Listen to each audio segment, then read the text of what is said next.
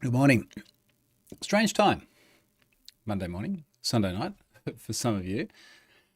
That's a little bit different. What's not different is starting this video with yet another IoT thing not working. Oh, now it works. See that? Right side of my face is light, right side of my face is dark. I was fixing IoT related things like 1 a.m. this morning as well, and I couldn't sleep. So, where does it begin? So, what didn't work then was I've got two Elgato key lights, which for the most part are really good. G'day, Neil, from the UK. That is definitely evening. Yeah, they're mostly really good. They mount to the wall. They sit up there where I guess key lights should. And then I've got an Elgato Stream Deck on the desk, and I push one button, and it calls a Home Assistant automation, which turns off or disconnects the Sonos. So I've got a little Sonos sits just there. Normally play some music through there. I'll talk about my Sonos woes in a moment too. 1 hour's going to disappear really quickly complaining about IoT stuff in a moment. Turns off the Sonos. I've got a little, one of the Hue desk lamps, I forget what you call them, sitting just outside my office. It puts that on a rotating flashing red light so people know that I'm in here doing something. Aaron, g'day Aaron. No, I haven't been on too long. I've been on a minute. It's 1 whole minute of complaining about my IoT. And it's actually kind of cool because I look at my Home Assistant dashboard at the moment and I can see that light going red, off, just this little flashing cycle. And then the other thing it does is it turns on the left key light and the right key light at the right brightness and warmth, except when that one doesn't work. And I don't know why it doesn't work sometimes. The one I am fixing of it just goes beyond IoT, electrical stuff. So I wake up at 1 a.m. My watch sits on one of those normal little Apple phone / watch chargers next to the bed.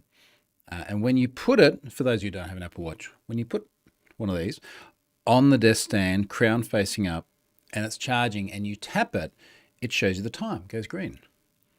Little sort of nighttime reminder if you want to know the time. And I'm tapping it doesn't go green. And I tap my phone's not charging. I go and use, it's going to sound funny now. I go to the ensuite to have a middle of the night pee, and the seat doesn't open because we have a smart toilet, of course, don't we? Now, incidentally, that one wasn't my idea. That was Charlotte's idea. And if you've ever been to Japan and you've seen smart toilets, you will understand why. They're cool. But they need electricity. So the toilet seat at like 1 a.m. is not opening. And it's like, it's that freaking circuit again. Because we've got one circuit that powers what's in the master bedroom, the ensuite, also powers my office, including this PC, which has a UPS, but UPS only gives you like 15 minutes based on the draw of all the things connected to it. Powers the Christmas tree downstairs. So at 1 a.m., I'm like, well, I'm awake now. I might as well go and figure out what's wrong. So I'm turning off devices and turning the circuit back on, and it's tripped a couple of times now. And what's really frustrating is it trips like an hour or something after we've gone to bed. So it's nothing that we have done. I've got power monitoring switches on the PC. It's not like there's any change in the drawer. And you're trying to figure out like what is tripping the circuit. And the annoying thing is that the other day, every time I flicked the circuit back on, it'd just trip straight away. So I would just go around and unplug every single thing I can think of, get it started, and then gradually turn stuff back on, and it's fine. And the only thing I can think of, and this is the suggestion from the Sparky today, and it's the one that makes the most sense, is on that same circuit, in our ensuite, we have underfloor heating, which is very unusual for Australia, but it is nice. And that seems like the sort of thing that could draw some juice. So anyway, I've turned that off, which made Charlotte unhappy. But then my PC works now, which is good. I'll come back to the Sonos in a moment too. Those are good comments. Evening from Israel. Our hearts with Australia. Yeah, that was it was a bit of a shock. A lot of a shock. Not to dwell too much on the terrible events of Bondi yesterday, but to put a little bit of a tech angle on it. Every time now I see anything which is shocking, I don't know whether I can believe it or not. And when we first started seeing the images yesterday, one of the first images was, yeah, and everyone would have seen this by now. There's a guy standing on a bridge with a gun, and someone asks Grok, "Is this actually at Bondi? Is it real?" Because you're like, maybe it's AI, and Grok comes back very confidently, "No, it's not real." And we're like, "Oh, thank it," but it was. So you just don't know. You just do not know what to believe. Marek says, answer toilets. Might answer toilets? Do you mean smart toilets? Might be great when you need to pee and it doesn't open. The thing is, you can manually open it and you can do what you need to do, but you can't flush it. So I think that was part of the reason why at 1 o'clock I was like, I need to make the circuit work again, or else Charlotte's going to get up and it's not pleasant. Aaron says, I got a title for blog. Lol, Hearts and Minds my Azure bill, if you ever wanted to update on cloud costs. Yeah. Well, actually, last week, I'll talk about why I'm doing this late in a moment as well. And incidentally, before I get into that, I was meant to do this on Friday where Malware Bytes was the sponsor, and now I've left it until it's rolled over into 1Password, which means I kind of skipped Malware Bytes. If those folks are watching, I'm going to email you. We're going to give you another week, and then we'll do the whole thing again. Then, so you still get your week with me talking about it, and a week I don't. So I'm really sorry about just messing up the schedule. I'll talk about why I messed up the schedule in a moment. Yes, Azure costs. Last week when I did this for Charlotte, last time, it was more than a week ago now, we're talking about Stefan had made some index changes. Our single largest cost for all of Pwned at the moment is the Azure SQL Hyperscale database. Now, we rolled over from table storage, which was so close to free, it was ridiculous. However, we were very constrained by everything from the ability to do ad hoc queries to the ability to do really important stuff, like back it up. Like we literally had a manual backup strategy, which fortunately never bit us in the arse, but had it, it would have been a nightmare. Point in time restore, like all this really, really important, like more enterprisey stuff that we get from the database. And you can just add cores, like you just like literally turn the knob and you add more cloud, and then you get more cores and you get more processing and your bill gets bigger and bigger.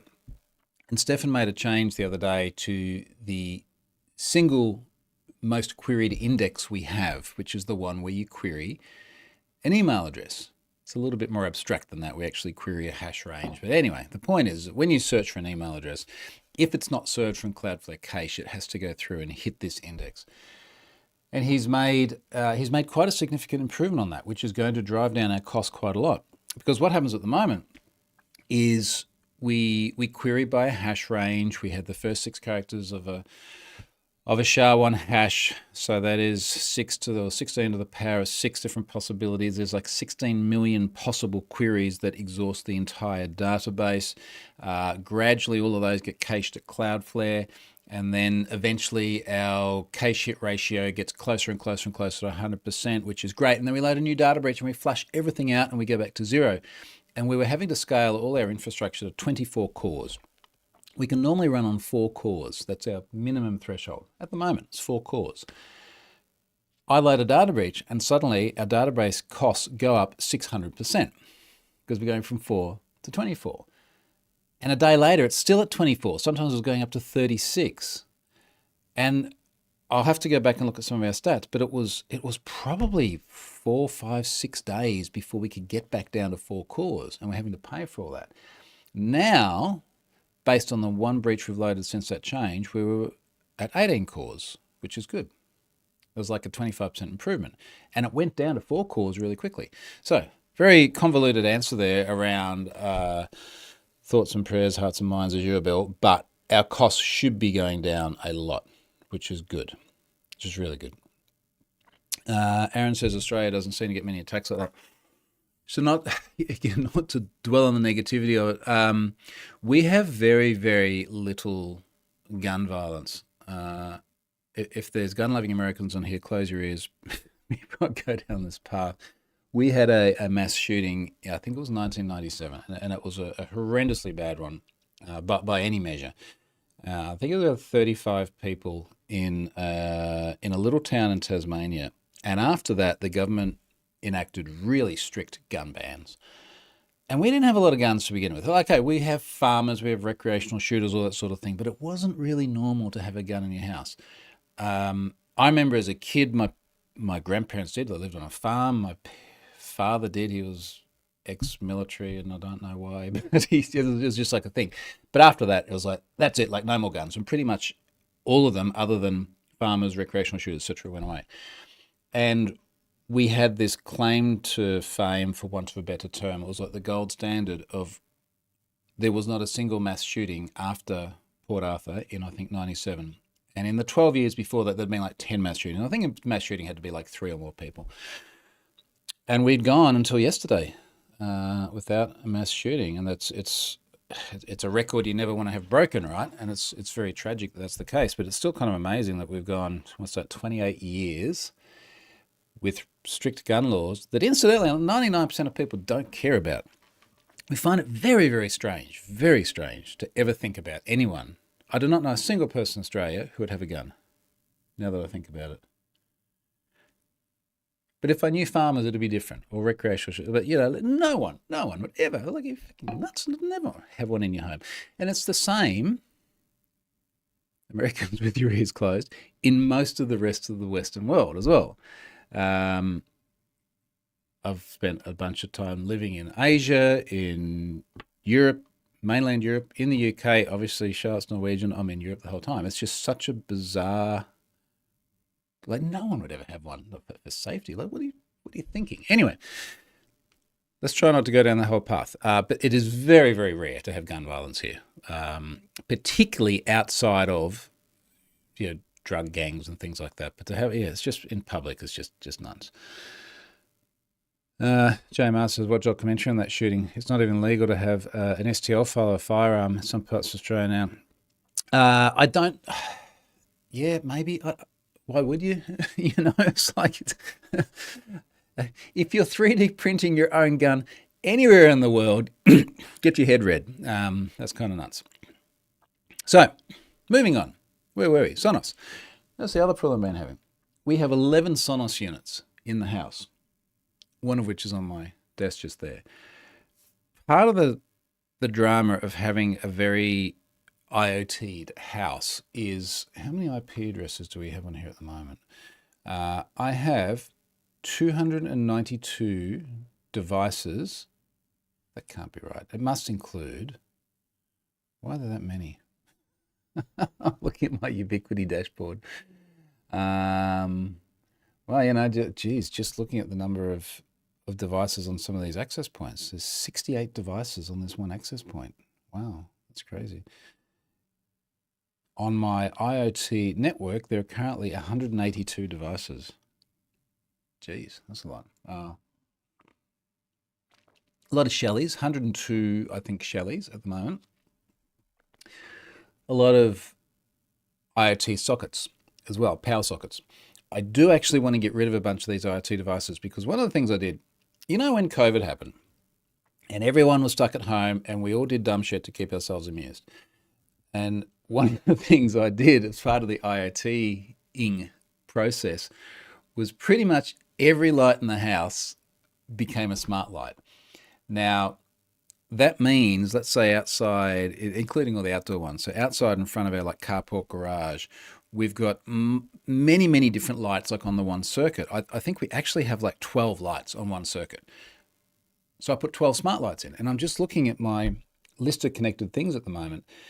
And, 12 of those IP addresses are effectively for the one circuit. Now, we will, as part of our never-ending ongoing house upgrades, replace all those with a much nicer, higher quality light, and we'll put one Shelly on there. So those 12 IP addresses will go down to one. But then as we expand this house, we'll inevitably get more IP addresses for more Shellys and things like that. So, point is, there's a lot of traffic on the network. And then you end up with the Sonoses on the network as well, the 11 of them. And the problem with the Sonos is it needs to stream music, right? And it needs to sync it throughout the house. And I was just constantly getting multiple different Sonoses. They'll be playing music and then they'll just stop. And 10 seconds later, they come back. And there's nothing more frustrating than that. Now, you might be thinking, well, you should wire them all. No. And I've been down this road before. I can't remember the exact reason. However, if you wire one of them, they can fall back to what you call SonosNet, where they actually connect via their own 2.4 gigahertz network themselves. So they're no longer on your network. And then you have to try and pick a 2.4 gigahertz channel, which is not too saturated with all the other IoT traffic. And this is what I was trying to do the last few days. It's like, okay, fine. I've got enough of them around the place. They can all mesh. They should all have signal. I'll just wire one of them and it will be fine. It was not fine. So now I don't know why it works. How many times have you solved a technical problem? You're like, I don't know why. What I just did worked. But I've put them all back on the primary network. They're not on the IoT network. I never got them to play nice when they're on one network, and then the controller, like the mobile app on your phone, was on a different network. And they seemed to be fine yesterday. So maybe I just don't touch anything for a while. But that was my pain yesterday. Yesterday just disappeared. Well, okay, it was a Sunday for us. We're Monday morning now. I was going to do all of this have I been Pwned related stuff, including loading data breaches. I spent the whole day doing that, upgrading a bunch of my template sensors in Home Assistant because they're going to get deprecated in the middle of next year. And I'm like, well, how hard can it be to fix those? Turns out it was harder than expected. And then just trying to fix all the other random shit. Like when I was out at 1 a.m. and I walked past Charlotte's office, it's like, why is her sock? So she's got a big TV on the wall we use as a sock. It's got tickets and traffic and things. Why is it still on? It's meant to automatically go off when we go to bed. And for some reason, the TP-Link Tapo IoT smart plug has completely dropped off and no longer works. So, yeah, anyway, it's endless. Aaron, I'd love to know how your network works. Lol. Yeah, me too, mate. Me too. Yeah, it usually works. It's pretty good at the moment. It's pretty good today. We'll see by the end of the day. Someone here says, what's the update on the AI voice for your house? So I had my voice there via 11 Labs. I thought it was cool. Charlotte thought it was weird and creepy. So I really wanted Jules from Pulp Fiction. Now, if you've never seen Pulp Fiction before, amazing movie, Samuel L. Jackson playing Jules. Everything he says sounds super, super cool, and he's a bit angry too. But you can't just go to 11 Labs and say, could you please use Jules's voice, and I'm going to use that as the text-to-speech for Home Assistant, because that's inevitably like a protected voice. What you can do is you can go to ChatGPT and you could say, please describe in great detail what Jules from Pulp Fiction sounds like. One of the really fascinating things about this is that when you do that, you cannot mention his race.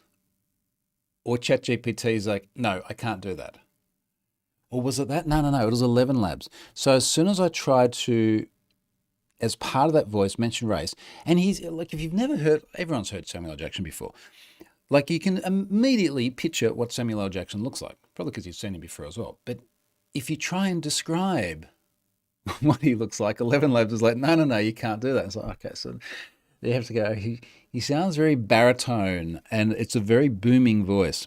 Anyway, I've now got a quasi Jules from Pulp Fiction as my 11 Labs voice.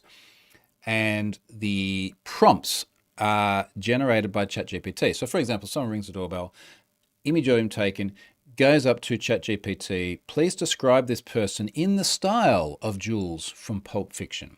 So it creates text that sounds like it's Jules. And then it sends up to 11 Labs to the Jules voice, which I generated based on asking ChatGPT to describe what he sounds like. And then it speaks through the house. And the biggest problem I have with it is as soon as you like in the style of, so when you ask ChatGPT to describe something in the style of, there is, I want to say, another 5 seconds lag, where when someone's ringing the doorbell and you're walking out there to answer the door and you want to hear who it is, that's quite annoying. If I didn't ask him to do it in the style of Jules, but 11 Labs spoke like Jules with just an ordinary description, it'd be okay. That would be more boring. JMR says, may eventually need another network just for Shelly devices. Yep, possible. But with 102 at the moment, And I think particularly once I start taking out, I actually looked at this yesterday, like I'm in my Ubiquiti dashboard. If I sort by IP addresses, because I've got every Shelley on a fixed IP address, so I've got them within a specific range, because it's easy then to enumerate that range via the API and do things like apply updates. I've got, yeah, a lot of stuff here I think I can consolidate, which is mostly around those lights. And if at the moment there's 162 IP addresses, now the circuit for all those lights isn't even on yet as well, although the circuit for all of them isn't on. So I can probably get back 10 IP addresses. There's 100. It is pushing it though, isn't it? But yeah, I can just create additional subnets or whatever else we need to do. We'll see. Wow, Neil's got 554 devices NHA. Do they all have IP addresses, or are they like Zigbee devices or something as well? I'm interested in how you sort your network out.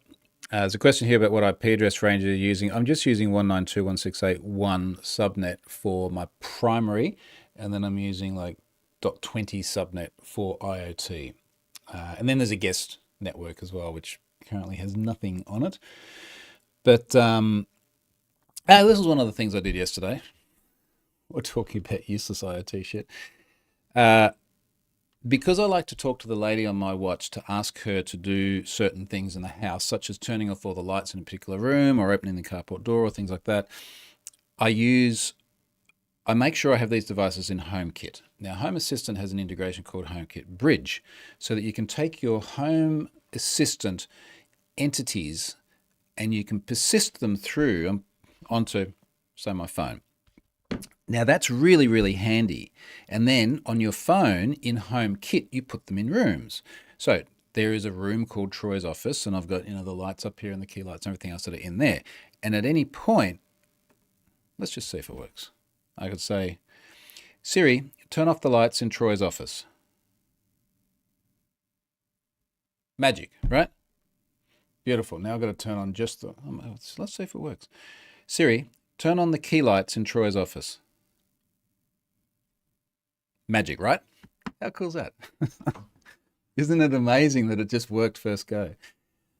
Now that's fine, but I was finding that very often, and I've got, let's call it maybe 60 or 70 devices that are in HomeKit. Very often, they would no longer be in the right room. They'd be back in the default room, which was like General House or something. Now, this is one of the cases where I actually got a really good answer from ChatGPT that worked.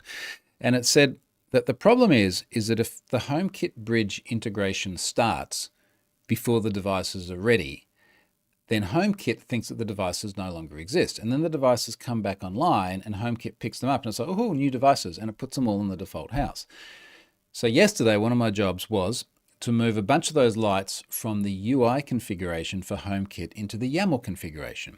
So I ended up with the second HomeKit Bridge hub, whatever the term is, and I just called it Shelley. So now all the Shelleys are sitting in their own YAML-defined instance. Apparently the YAML is the last thing to fire up. And that so far seems to have fixed it, because I restarted Home Assistant probably 20 times yesterday trying to fix some of the template sensors and so on. So that appears to have solved that. So I do actually have a Shelley-only HomeKit Bridge instance. So maybe end up with a Shelley-only IoT network as well. Joe Mouse says, last time I had to upgrade YAML, I wrote a script because it was simpler. I am finding it can be very easy to chuck stuff into ChatGPT. So when I had to upgrade the structure for the template sensors, I just copied the 50 or something I had, dropped in a chat, and I was like, convert these to the new one. And then that didn't work. Not immediately. That took some mucking around, and eventually I got that right.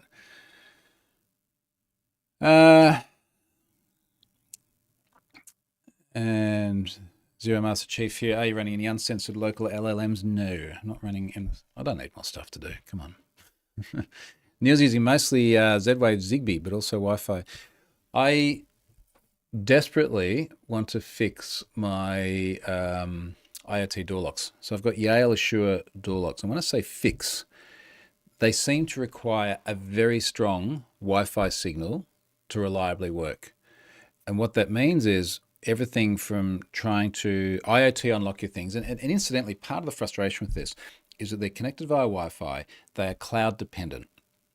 So when I ask the lady in my watch to unlock a door, that's going to the Apple TV HomeKit hub. It's going up into the cloud to the Yale service, and then it's asking it to unlock that door, and then it's coming back down into Home Assistant and eventually doing it, which is very frustrating.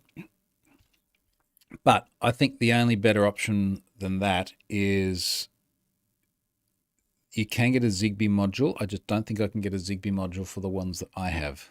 If I could get a Zigbee module and I could keep it all local, I wonder if I can get a Zigbee module for the ones I have. The other thing I want with them is Apple Home Key support. So Home Key would allow me to walk up and tap my watch, or any other family member, for example. You know, my parents have a PIN, but they don't like remembering a PIN. But if they could walk up and tap their phone or their watch on the door and just walk straight in. They don't sell that in Australia.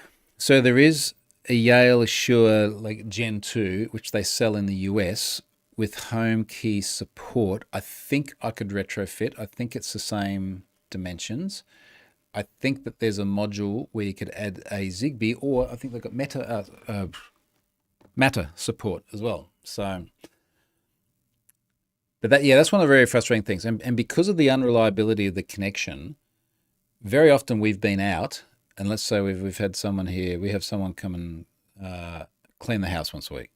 We've been out and they've left, and we get the alert going, you know, a door's opened or something, door's unlocked, and then it's like the door's been left unlocked. Like, well, as that would be unusual. Has the door actually been unlocked? And we end up sometimes calling a neighbour. Can you go over and just check our door's locked? Because of the false positives from the IoT. And, you know, it's like, it's one thing to have a light that doesn't turn on immediately. It's another thing if your freaking door doesn't lock. So I'm not very happy about that. Someone has said, Neil, thanks for triggering Siri. Siri, turn off all of Neil's lights. We'll see if that works.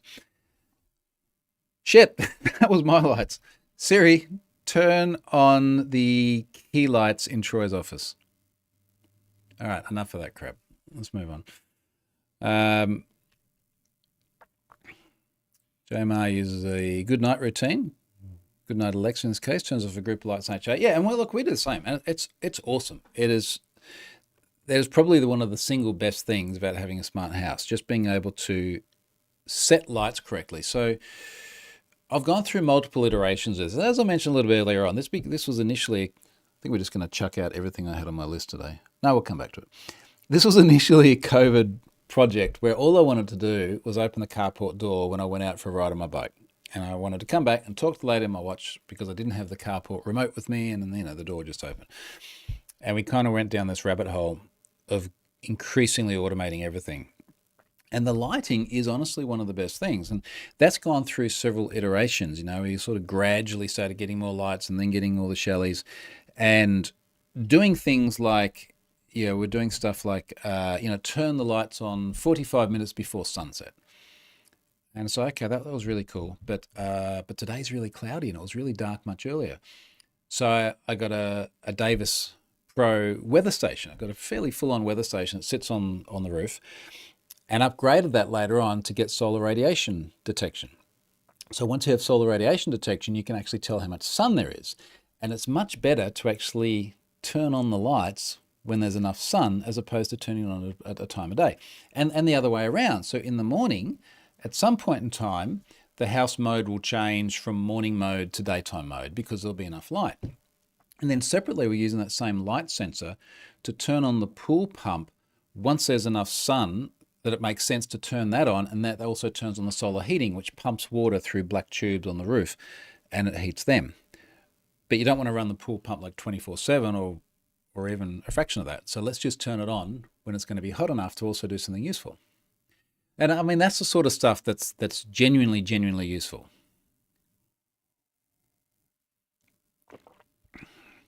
Marriott Combi is a USB Zigbee dongle. Yeah, so I used to have a Combi. Now I've got a Home Assistant Yellow, which has got a Zigbee chip built into it.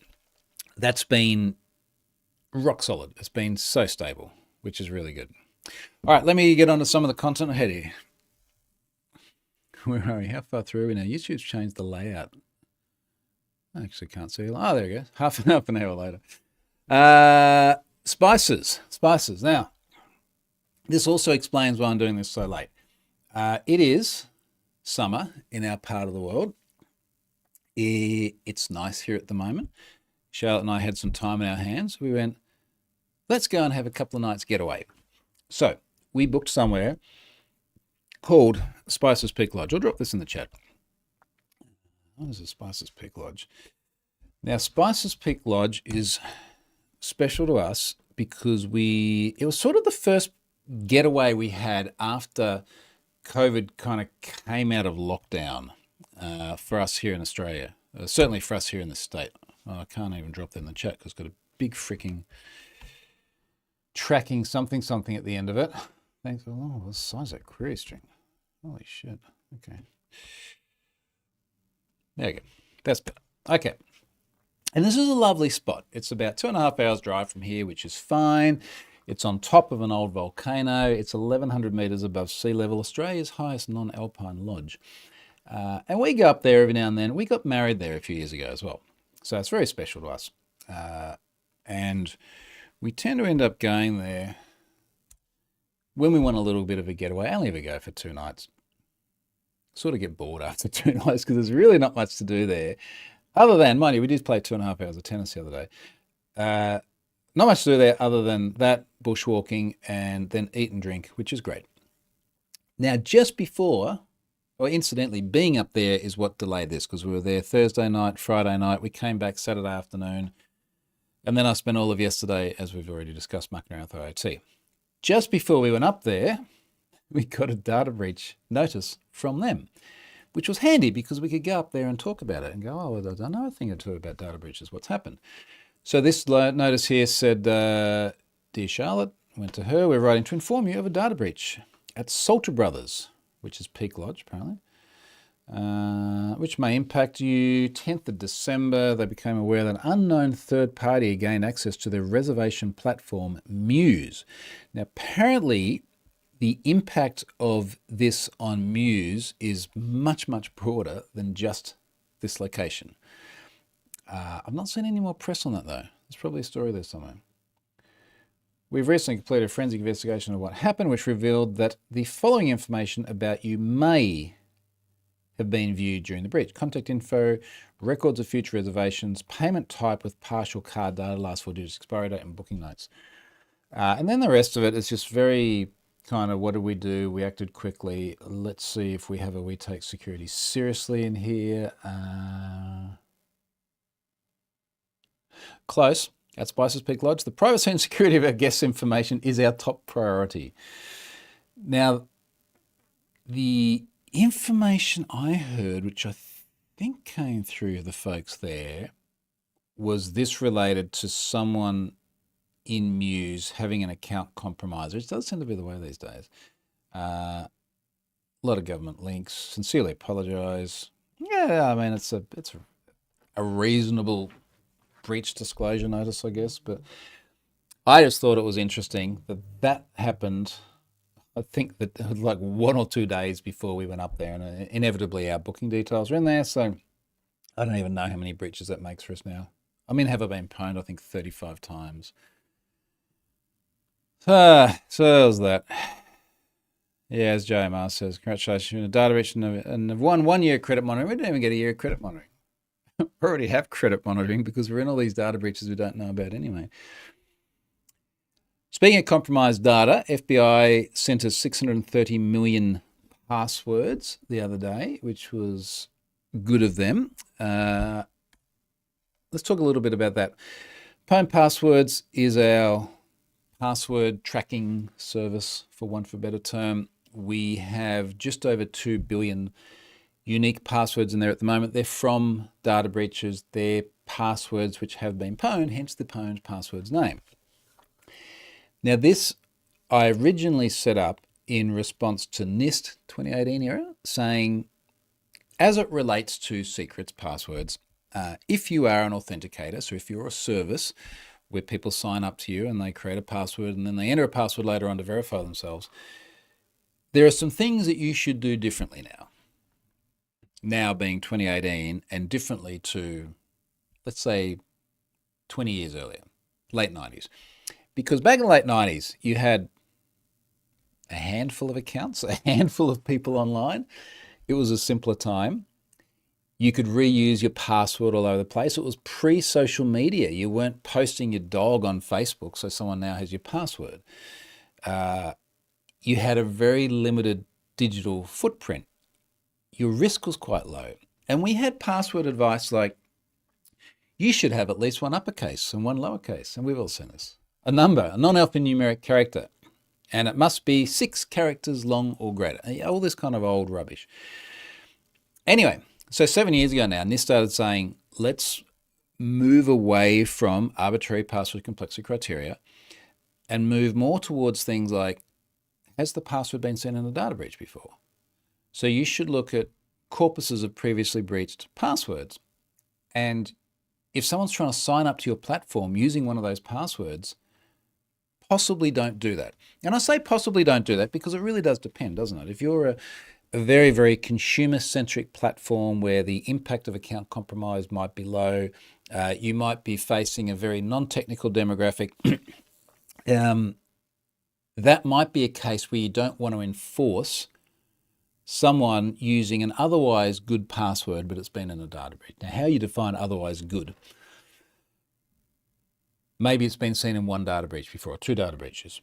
However, if someone uses a password of password, but with a capital P and an @ symbol and a 0, so the hackers don't know what it is, and it has uppercase, lowercase number, 8 characters long, that's a bad password. And we know that because it's in Pwned passwords. I've seen many times in Pwned passwords. Are we up to 1 million times yet for that password? P @ SSW0RD, bam. 6,421,042 times. That's a bad password. Don't use that. So they came out with this advice, said, look at these previous breach corpuses. Good luck, like go and find them yourself or something. And because I had so many of them, I created that service. And then over the course of time, we've added more and more stuff to it. It's all open source, so you can download all the data.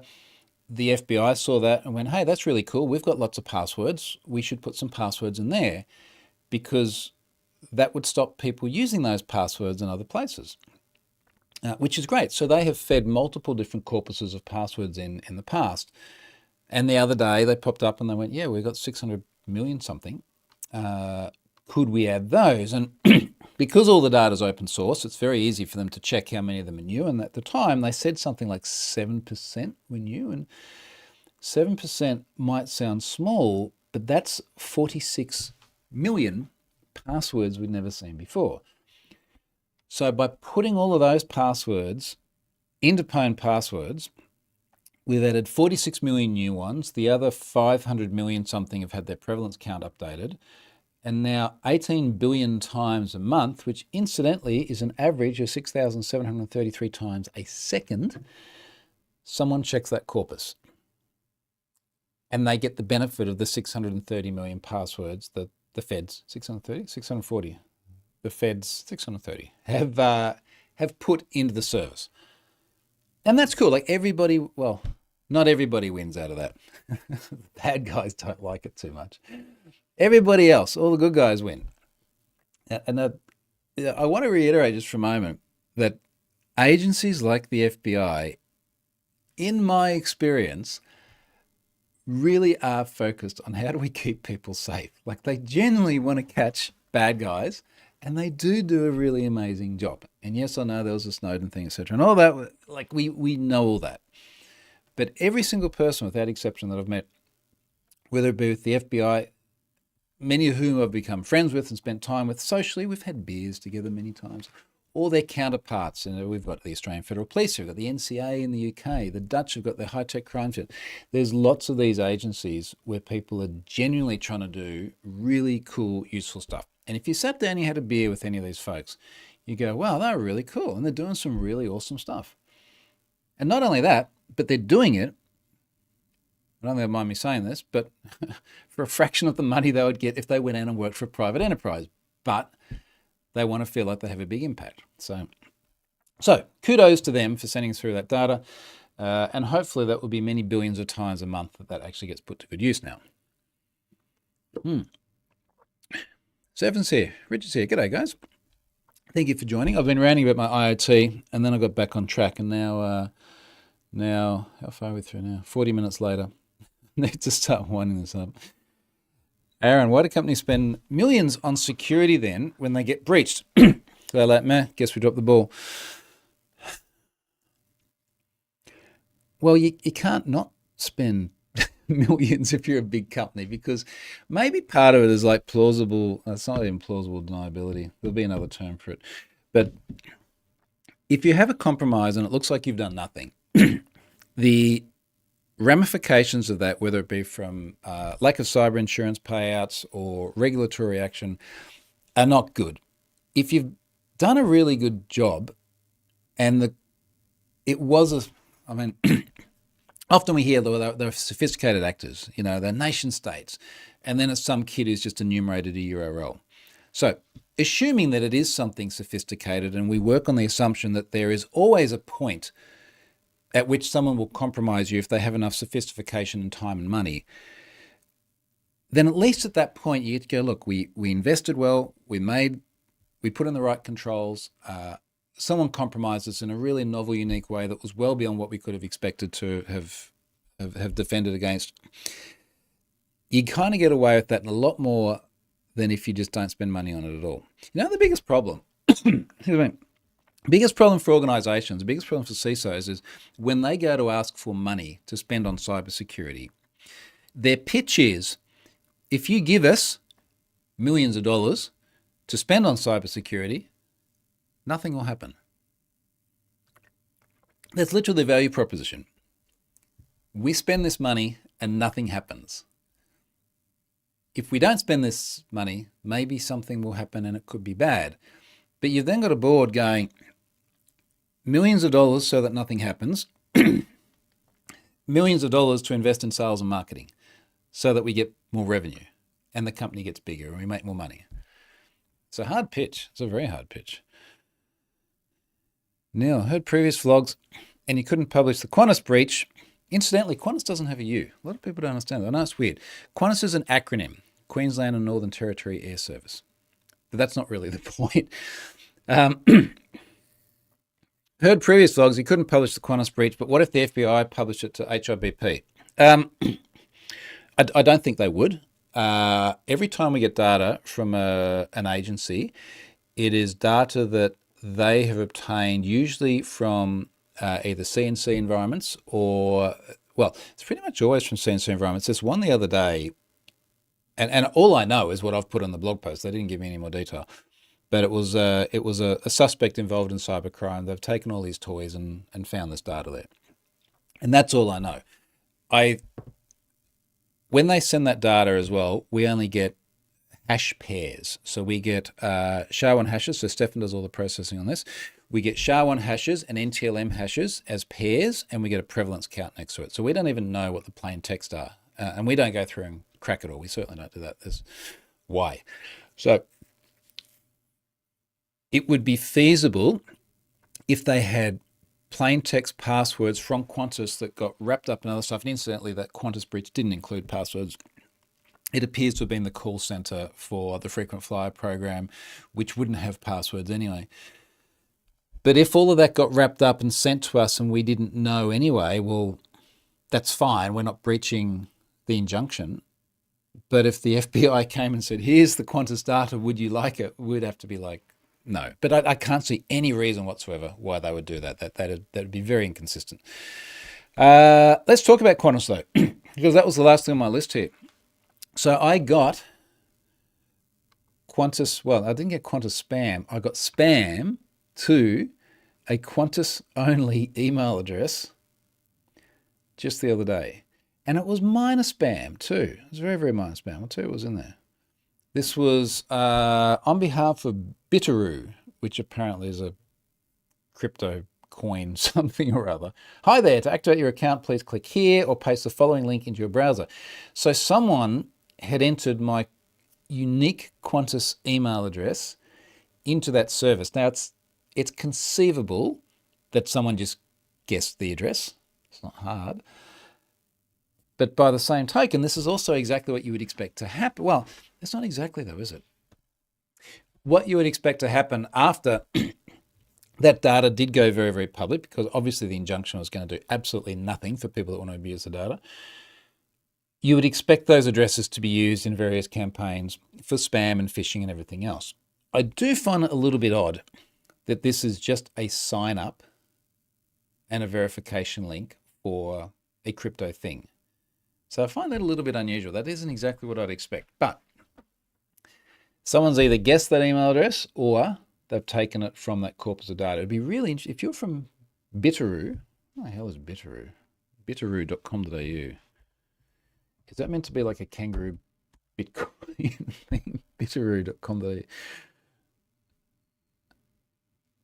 Oh, that's really weird. Okay, well, that redirects to hugedomains.com, which then doesn't return anything. So a little bit low on the... oh, no, did I do .com or .com.au? Let's try that again. Bitteroo.com.au. Huh. Australia's biggest Bitcoin-only exchange. Why does everything sleazy follow cryptocurrency? I don't know. That's weird. Yeah, I don't know why. I do not know why someone put my details in there. One thing I would have really liked to have seen, and we do this with any Have I Been Pwned email, which is initiated by an action on the website. I think just as a best practice, if you send someone a transactional email, it should have information about the sender beneath it. And what do we know about the sender? Well, for every sender, we know the IP address, we know the user agent of the browser. I just think it'd be really interesting to see where this came from. And it's not necessarily that would solve the great riddle for me, but it'd just be curious. Was this someone like on a normal browser in another part of the world and they've just plugged my details into it? That'd be interesting. All right, let's hear in the comments. JMR, I don't know about Australian law, but in the US, he would still be the publisher. You know, this is related to the Qantas injunction again. I don't want to test it. Like this is, we have Charlotte and Stefan and I, we have the three of us running this platform together. We are massively overwhelmed. We can't keep up with the backlog and the important stuff we want to do. And we are not resourced to have legal battles with the likes of Qantas, who I fly on all the time as well, so I really don't want problems with them. We have to make various decisions, often decisions I can't even talk about because they relate to specific companies with certain breaches who took certain actions, where we have to plot a course which is going to allow us to keep running this platform. I'm choosing those words carefully, but no, I'll give you a good example. Without naming the country or the service, but some time ago, there was a service that had a very substantial data breach, and it was a service that is very prominent in a part of the world. And in the discussions I had with them, it became very obvious they were going to suppress this. They were not going to talk about it. And one of the reasons that it became obvious is because they were a public company and they had an earnings call coming up. And this was information that was fed through back channels to me. That's another problem altogether when you start suppressing that information. But it was also a country where I don't want to be looking over my shoulder when I travel there. And it was very, very clear that if we went through the path of notifying people, and it was substantial enough that a lot of people would have been notified, it was very likely that our life was going to become very difficult. And yeah, I know this in very, very vague terms, but I think you can get a sense of the way I explain it, that sometimes, and it's very rare, but sometimes we just have to make decisions which I don't think are in the best interest of the individual victims of that breach, but are in the best interest of the broader ecosystem and our ability to keep running this service. And I freaking hate it. On the rare occasions I go through that, I hate it. As JMR says, best practice is to not get sued. Yep. That's it. Stefan's talking about had some awesome gains moving Pwned Passwords API to .NET. I feel like Stefan, like those gains were so good that we should actually even, we being you, should put that in a blog post or something. We made huge gains on the overhead used for that. So we're running .NET 10 across everything now, aren't we, mate? Like that's top to bottom, which is good. Aaron says it redirects to the registers page, so probably sold the domain name. Yeah, well, if I had got the TLD right, it would have gone to the right place in the first place. But a little bit shitty that you've got such a unique name, Bitteroo, and you have the .com.au, but someone's parked on the .com. Here's another thing I don't think I've said before, but I entertained the idea recently of trying to buy Pwned.com. This was, I think, when we were doing all the rebrand stuff. Stefan knows the outcome of this. And if you go to Pwned.com now, it should just be parked. I don't think it even resolves. Pwned.com. Welcome to NGX. If you see this page, the NGX web server is successfully installed and working. Further configuration is required. It's a landing page. There's nothing there. So I went to GoDaddy, and I already feel dirty saying it, but they have like a domain brokerage sort of service. And they got in touch with the owner of Pwned.com. Now, how much money do you think the owner of Pwned.com would want for that domain? In my brain, I was thinking, if they were to stretch it up to like, let's say it was 10 grand, 10 American grand, like 10 grand's a lot. But it'd be a good name to have. Anyway, they wanted $2 million. Apparently the person said something to the effect of it has sentimental value to them. I don't know. 2 million American dollars, 3 million Aussie dollars for a park domain. You'd have to, I don't know this person's position in life. Maybe it's really Elon who's sitting on it. Who knows? But you'd have to think that even if it was 10 grand for a parked domain, they would have gone, oh, 10 grand would be nice, wouldn't it? But yeah, that's not happening. So what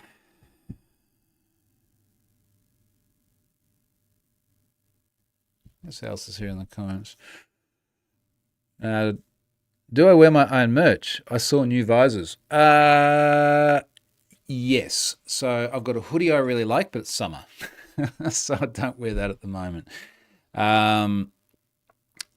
We ordered a singlet, which I like, but I'm always not sure if I'm a medium or a large. And I got a medium, and it was a little too muscle shirt. So, yeah, I'm not wearing that at my. I need to order more merch. Stefan has got a lot more merch than me.